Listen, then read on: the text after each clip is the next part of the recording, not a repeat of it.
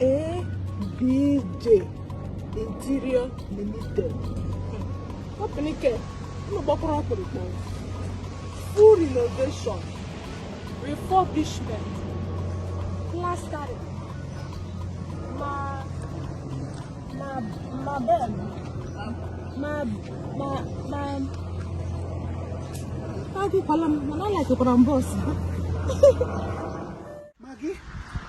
Maggi.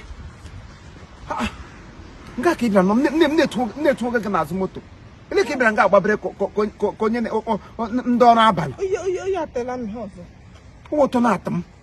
Mo kwa na mkita ba ga na Facebook. Ta auto birthday ochendo akokwa. Ochendo akokwa be birthday ta mbia UK be da no. Mo bele mpe won. Ochendo nako. Ochendo nwe yem nwa na erubede 2 months. Nwe yem kwa nwa last year, mo ahunwa this year. Ndo tem shi hu aga amukwa ozo next year. Because why ya hiyo amụmụ mere ne aso nye chukwu nyere ọmụmụ ya amụma ya mụshitaba okay ochendo aga bedem ga letere nwa bede ra na aga jedem ori mma ochendo ma na we ga na nke na ụlọ onye mihi ịga nga otu ochendo na-eche aka ya otu ka nwoke gbasara aka n'obe oke alat no ba asị Chineke gbasara aka ya n'elu obe ochendo shote gbasara aka ka n'elu ụwa enye ya ga-enye gị na alat ebe ị ga na ma ya ga-enye gị ya wee gị na cash.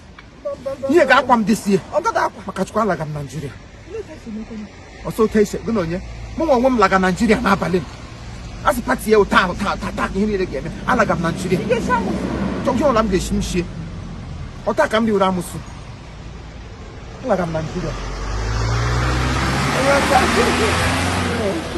ya ndị ọchị ya enwe onye ọcha ahụ m gwara gị isi gị nwere otu o si elege gị anya onye erudoro ahụ ọnụ ga-akwọ m ala ọkwọga m na beri ala Eliza nwere m ike ịga ka ịhụ ka ochendo ka m gacha n'abalị m alawala m alawa taa mụ na ochendo ọsụmọsụ ihe m nọ ebe eme iso onye aga ngwa na ihe mere na ị gara oziele m ochendo si ya na enwe otu m shiri akwụkwọ m ezibede ezi na aka m nọ Nigeria aka m nọ na UK na m lọtazie m abịa hụ ya in Arias mana gị nwa ga-ahụzie na advance alawo m gị na onye anyị lawo eche m isi ebe ọbụla akụkụrụ m n'ọgụ wee kwutere m okwu ochendo na aga ịmali asị ibiri m onye ọwụ ochendo ọwụ di gị ọ nọrọ m n'ụwa m mbụ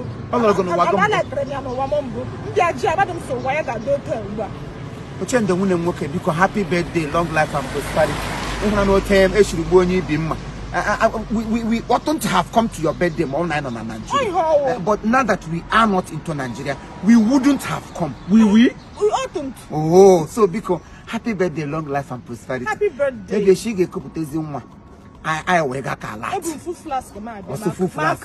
Mwa bu trolley bus aga jene. Happy birthday. Happy birthday. Yeah, happy birthday.